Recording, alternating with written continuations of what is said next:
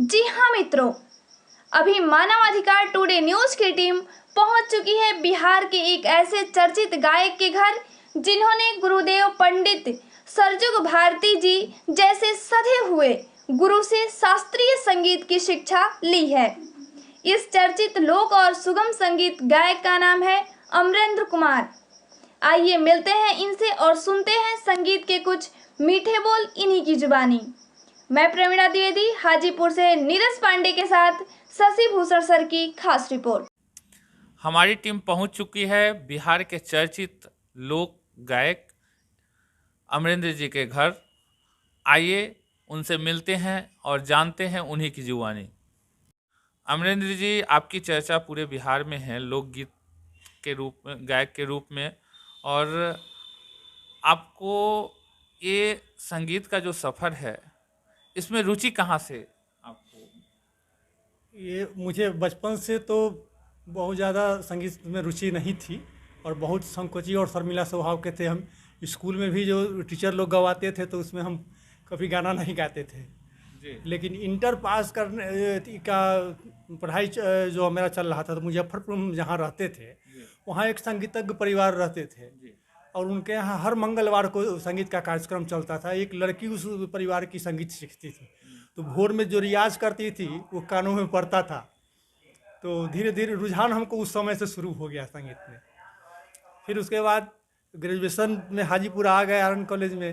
तो यहाँ एक लड़के से मित्रता हुई, वो तबला बजाता था, संगीत प्रेमी था, तो वो हमको प्रेरित करने लगा धीरे धीरे। तो हम ग्रेजुएशन करने के बाद फिर लालगंज अपने पैतृक गांव जब पहुँचे तो वहाँ लालगंज में संगीत का क्लास चलता था। तो वहाँ से हम जो है तो संगीत का अपना शुरुआत किए। कि अभी तक किन किन मंचों पे अपनी प्रस्तुति दे चुके हैं आप?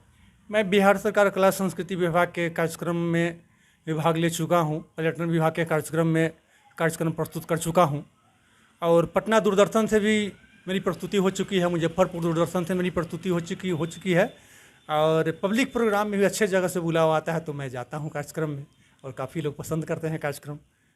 अमरेंद्र जी, लोक संगीत का हमारे जीवन में क्या महत्व है? लोक संगीत का हमारे जीवन में बहुत महत्वपूर्ण स्थान है और हमारे यहाँ 16 संस्कार बनाए गए हैं जिसमें मुख्यतः जन्म संस्कार हो गया, मुंडन संस्कार हो गया, उपनयन संस्कार हो गया, पानी ग्रहण संस्कार हो गया। इसी तरह 16 संस्कार हैं और 16 संस्कार के लिए हर संस्कार के लिए गीत बनाया हुआ है जो कि हर संस्कार में लोग पहले महिलाएं गाती थी जिसकी कमी हो गई है अभी। अब लोग नहीं गाना चाहता है। पहले शादी होता था तो 1 महीने पहले से लोग गाना शुरू कर देते थे, लेकिन इन सब में चीज़ में कमी हो गई है। तो अब कलाकार लोग हैं जो इसको बचा के रखे हुए हैं। महिलाएं जो गीत पहले गुनगुनाया करती थी, गाया करती थी विभिन्न ओकेजनों में, विभिन्न पर्व त्योहारों में, जी, वो 2 शब्द सुनाना चाहेंगे आप दर्शकों को? एक छठ का गीत हम जी। कांचही बांस के बहंगिया बहंगी लचकत जाए, बहंगी लचकत जाए। कांचही बांस के बहंगिया बहंगी लचकत जाए। आप एक जानकारी हमको और देंगे अमरेंद्र जी कि आप किन किन तरह का गीत गाते हैं? ऐसे बेस तो मेरा क्लासिकल है, लेकिन आज के समय में सुगम संगीत और लोक गायन का कार्य करता हूँ मैं। तो 2 शब्द आप क्लासिकल गुनगुनाएंगे हमारे दर्शकों को बताएं? जी, राग दुर्गा है वो आपको सुना रहा हूँ। सा रे म प ध सा ध प म रे सा बल मोरे मन भाए सावरिया, बल मोरे मन भाए सावरिया। जीत देखत उत छेरे डगरिया, बल मोरे मन भाए सावरिया। कैसे समझाऊं,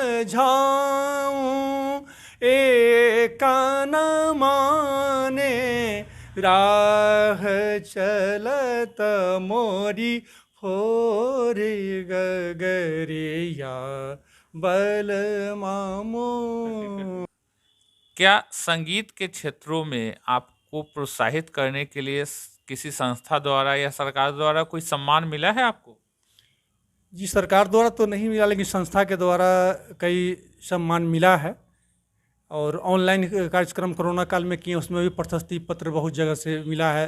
राष्ट्रीय स्तर का भी कार्यक्रम किए हैं, अंतर्राष्ट्रीय स्तर का भी कार्यक्रम किए हैं। उन सभी जगह से प्रशस्ति पत्र, सर्टिफिकेट वगैरह मिला है। अमरिंदर जी, लोक संगीत के संरक्षण और संवर्धन के लिए सरकार की तरफ से क्या प्रयास चल रहा है? जी, सरकार की तरफ से योजनाएं तो बनी है, लेकिन मैं उससे संतुष्ट नहीं हूँ। सरकार का प्रयास जो है सो इसको माकूल नहीं है, इसके संरक्षण के लिए और संवर्धन के लिए। इसमें जो है सो कलाकार ही इसको आज के डेट में, चाहे कुछ सामाजिक संस्था हैं, NGO हैं, उन लोगों का प्रयास है, लेकिन सरकार की तरफ से जो प्रयास होना चाहिए वो नहीं हो रहा है। अभी कोरोना काल में देखिए कि लोगों की दयनीय स्थिति है, सारे कार्यक्रम सरकारी बंद हो गए, पब्लिक प्रोग्राम भी बहुत कम हो रहा है, कोई अनुदान सरकार की तरफ से नहीं दिया गया है कलाकारों को, न ही कार्यक्रम अब खोलने की बात हो रही है। अब कोरोना पर नियंत्रण, वैक्सीनेशन भी करीब 100 करोड़ के पार हो गया है। अब कार्यक्रम खुलना चाहिए, जो कि अभी सरकार इसके प्रति उदासीन है। अमरिंदर जी, अभी तक आपने हमारे दर्शकों को क्लासिकल का कुछ सुनाया है गीत। अब क्लासिकल के अलावा भी अब किन किन क्षेत्रों में अपनी संगीत की प्रतिभा को? क्लासिकल के अलावा सुगम संगीत और लोक गायन का कार्य करता हूँ। तो लोक गायन का भी 2 शब्द दर्शकों को आप गुनगुना दीजिए। ठीक है, सुना रहा हूँ।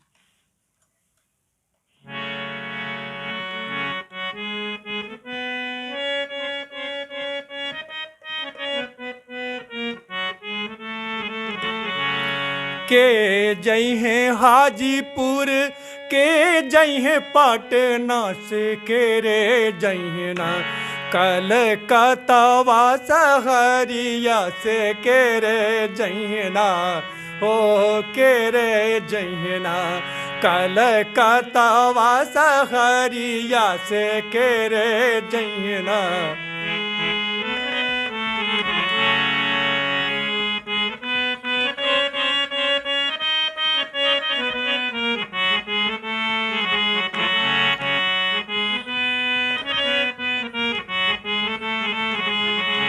बाबा जय है हाजीपुर, भैया जय है पटना, बाबा जय है हाजीपुर, भैया जय है पटना से, सैया जय है ना कलकत्ता सहरिया से, सैया जय है ना, ओ सैया जय है ना।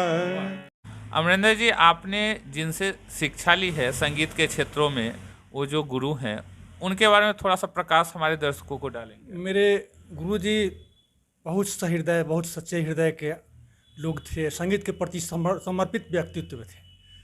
वो पैसे के लिए संगीत नहीं करते थे, वो संगीत की मतलब सेवा, संगीत का प्रचार प्रसार करना उनके लिए महत्वपूर्ण था, और वो ही करते थे। वो जहाँ संगीत का क्लास चलता था, बहुत सारे बच्चे आते थे जिनके पास पैसे की कमी होती थी, तो उनको जो पैसा नहीं देने में सक्षम, वैसे लोगों को भी सिखाते थे वो। एक कहावत है कि किसी भी पुरुषों की सफलता में महिलाओं का बहुत बड़ा योगदान होता है या हाथ होता है।